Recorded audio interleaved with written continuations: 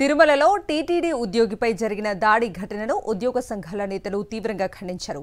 ఉద్యోగి పట్ల దురుసుగా ప్రవర్తించిన పాలక మండలి సభ్యుడు నరేష్ పై చర్యలు తీసుకోవాలని డిమాండ్ చేశారు. రేపు ఉదయం 9:30 నుంచి 10:30 గంటల వరకు టీటీడీ పరిపాలనా భవనం ఎదుట నిరసన కార్యక్రమం చేపట్టనున్నట్లు వెల్లడించారు. గత 3 నెలలుగా ఉద్యోగులపై వేధింపులు ఎక్కువయ్యాయని ఆరోపించారు.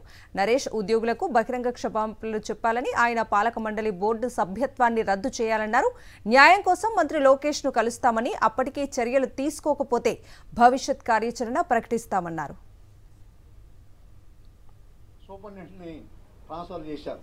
ఇట్లా చాలా ఇన్సిడెంట్స్ ఒక 2-3 నెలలుగా చాలా ఇన్సిడెంట్స్ కోయిన్సైడ్ అయ్యి ఉద్యోగస్తులు చాలా తీవ్రంగా మానసికంగా ఇబ్బంది పడేటువంటి పరిస్థితి అనేటువంటిది వచ్చింది. ఈ స్థితిలో ఎవరైతే కస్టోడియన్ గా ఉండాల్సినటువంటి ఒక బోర్డు మెంబరు ఈ రకమైనటువంటి పద్ధతిలో వ్యవహరించడాన్ని టీటీడీలో ఉన్నటువంటి అన్ని ఉద్యోగ సంఘాలు ఇర్రెస్పెక్టివ్ ఆఫ్ క్యాస్ట్ క్యాడరు అన్ని సంఘాలు కలిపి ఈరోజు సమావేశమై ఒక నిర్ణయం తీసుకున్నాయి. ఆ నిర్ణయం రేపు ఉదయం 9:30 గంటలకు టీటీడీ అడ్మినిస్ట్రేషన్ బిల్డింగ్ ముందు నిరసన తెలియజేయాలని చెప్పి నిర్ణయించాం. 9:30 నుంచి 10:30 వరకు మెంబర్ నుంచి మెంబర్షిప్ రద్దు చేయాలి. అదేవిధంగా అతను బహిరంగంగా టీటీడీ ఉద్యోగస్తులందరికీ క్షమాపణ చెప్పాలి.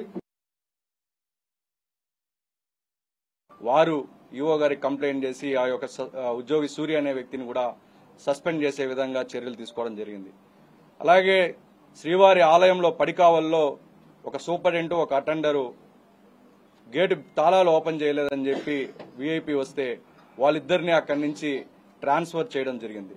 ఇది 3వ ఇన్సిడెంట్ నిన్న బాలాజీది. వరుసగా ఈ 2-3 నెలల్లో ఈ విధంగా టీటీడీ ఉద్యోగులపైన కక్ష సాధింపు చర్యలు చేపట్టడం అనేది టీటీడీ ఉద్యోగ సంఘ నాయకులుగా మేమందరం కూడా తీవ్రంగా ఖండిస్తూ ఉన్నాం.